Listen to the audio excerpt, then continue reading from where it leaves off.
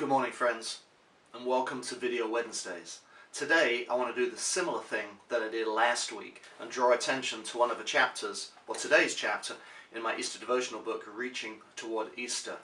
There's a verse in there about Moses being up on the mountain, spending time with God, and coming back as a transformed individual. But the twist with the video blog is I would like to talk about the journey up the mountain instead. This time last year, actually it was January of 2012, Rebecca and I took a trip to the Holy Lands, which included a visit to Mount Sinai.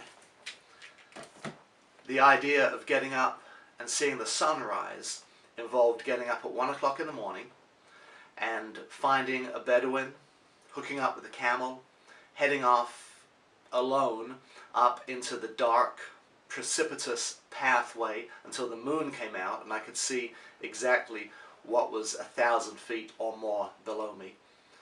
Traveling several hours until the camel could go no further, and then waiting for my friends to catch up with me and climbing the remaining hour and a half or so to the top of Mount Sinai and getting there in a sub-zero temperature several minutes before the sun came up. And it was the most amazing, glorious, imaginable sunrise I've ever seen in my life. And it was a transformational experience.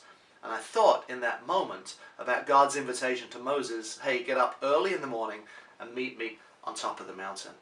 And it occurred to me that a lot of it is the deliberateness, the intentionality of taking time out of a routine and doing things I normally wouldn't do to be in that place at that time, to have this experience with God.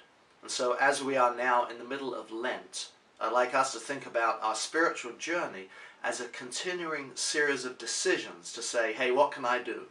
What can I do intentionally and deliberately to be closer to God? And then like Moses, when we come back down the mountain, people are going to say, hey, something's different about you. I want that experience too.